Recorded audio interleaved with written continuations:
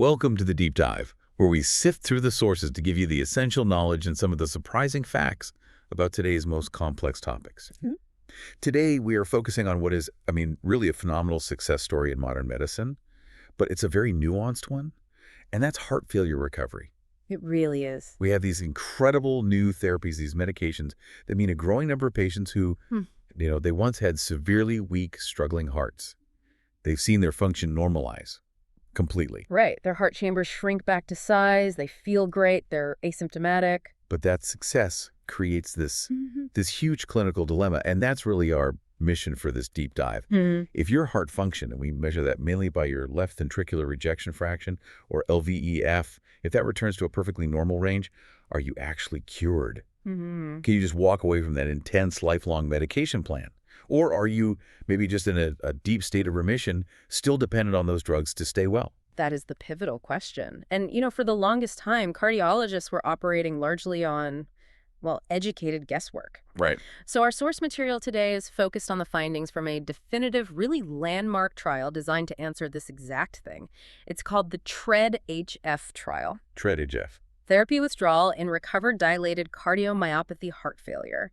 And crucially, we're also looking at its extended long-term follow-up. Okay, so who exactly were they looking at in this trial? Well, that's key. They were examining the highest bar of recovery. We're talking about patients who started out with what we call heart failure with reduced ejection fraction, basically a weak heart, LVEF, at or below 40%. Okay. But their function improved dramatically. Their LVEF normalized to 50% or higher. And critically, their heart size was normal, and their biomarkers, that's a blood test that shows heart stress, were also completely normal. So if there was ever a group of patients you'd think could safely stop their medications. This was it. This is the group we often call HFrEF in remission, or HFrEFREM. Okay, let's unpack this a bit. Before we get into what happened when they actually stopped the meds, we should probably establish the terminology here. What do we mean by improvement? That's a great place to start. The main process is called left ventricular reverse remodeling, LVRR. LVRR. Break that down for us. Sure. Think of a struggling heart as a balloon that's been stretched out. It gets big and floppy, and that makes it less efficient at pumping. Right. Reverse remodeling, or LVRR, is the process where that balloon, that heart muscle, shrinks back down to a more normal, more efficient size. And this is actually pretty common now. We see it in at least 40% of certain heart failure patients. And so that's the process. How do we classify the outcome? Exactly. So the terminology helps us see the spectrum. The first step is just getting out of that initial danger zone, we call that heart failure, with improved ejection fraction, where the LVEF climbs back over 40%. But, as you pointed out, the gold standard we're discussing today, this HFrEFREM, that's achieving true remission.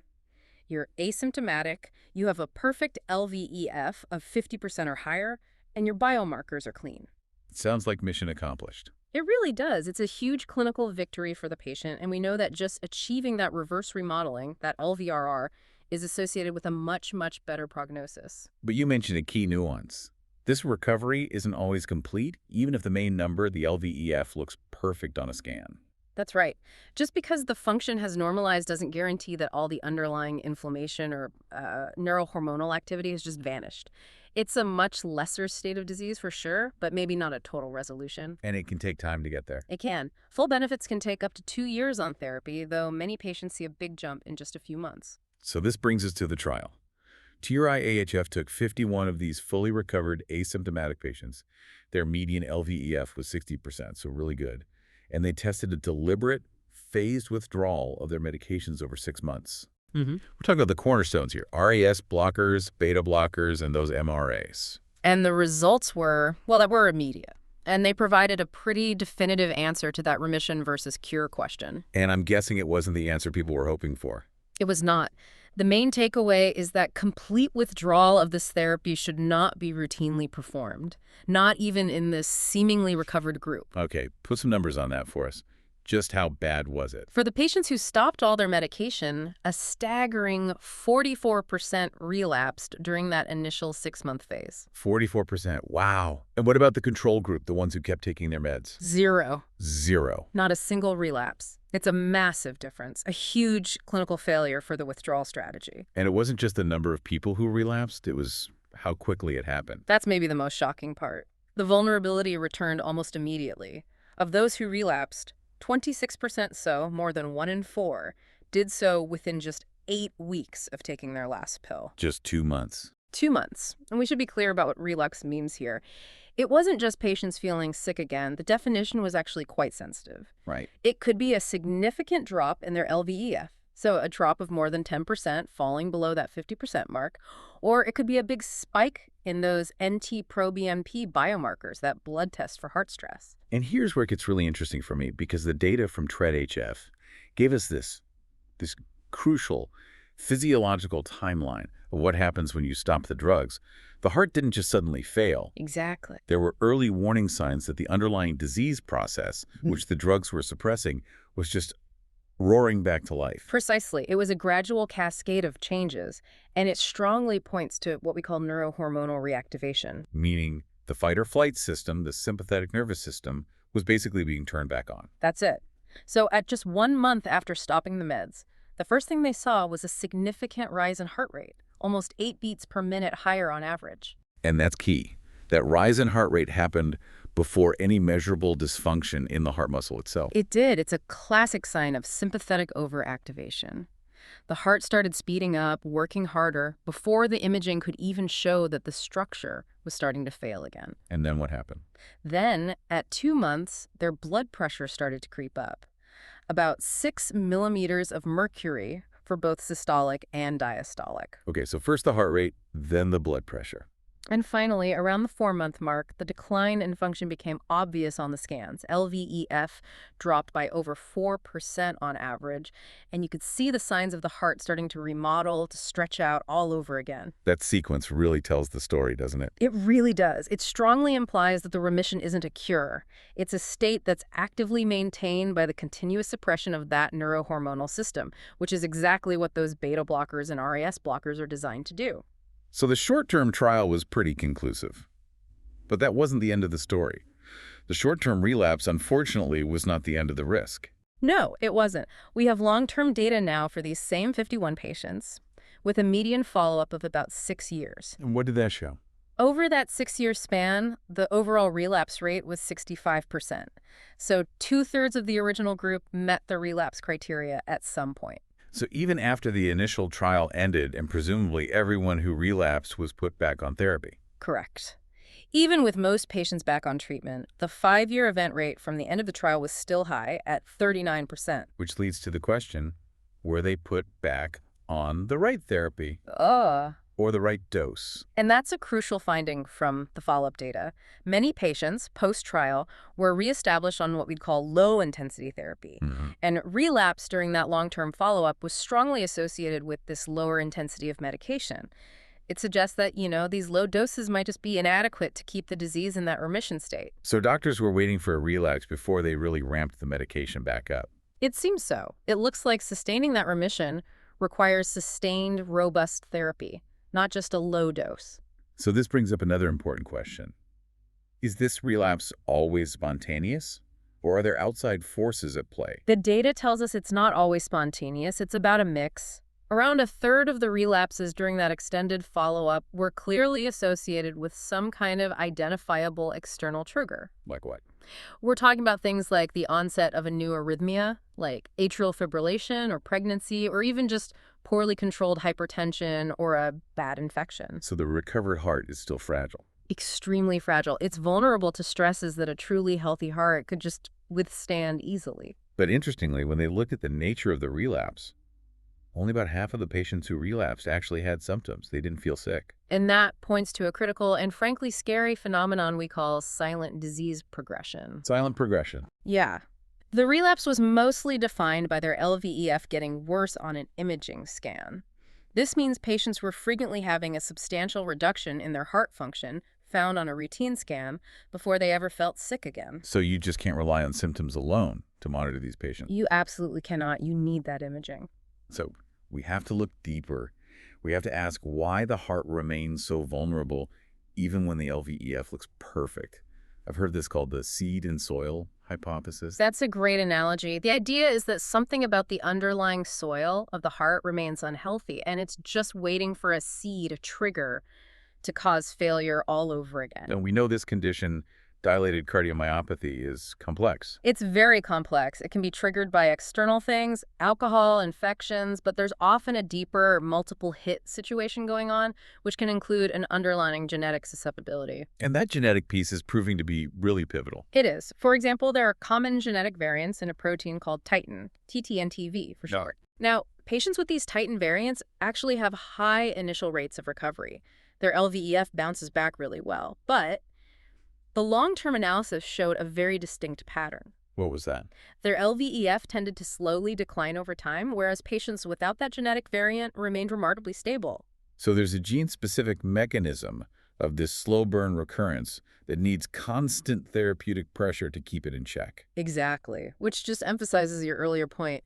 LVEF alone is clearly not the gold standard for defining a cure. So what other tools do we have? What advanced diagnostics can show us this persistent disease activity, even in these hearts that look perfect on the surface? Well, we're moving beyond just looking at the volume of blood pumped. The first key metric is something called global longitudinal strain, or GLS. GLS. So how is that different from LVEF? Okay, so think of the heart muscle like a rubber band. LVEF kind of measures the overall volume change, how much it's stretched. But GLS measures the actual quality of the snap, how tight and strong that squeeze is along its length. I see. It's a measure of muscle quality, not just volume. Exactly. And a significant number of these recovered patients have reduced GLS. The snap is weak, even though their LVEF is over 50%. And our sources show that this reduced GLS was associated with a dramatic threefold increased risk of relapse. It's a huge hitting vulnerability. Wow. And what's the second tool? You're looking at the tissue itself, right? Right. We're talking about cardiac MRI or CMR, looking for fibrosis, for scarring. Okay. We know that evidence of this scar tissue predicts lower rates of recovery in the first place. But what's fascinating from the preliminary TREAD-HF data is that it suggested ongoing fibrotic activity.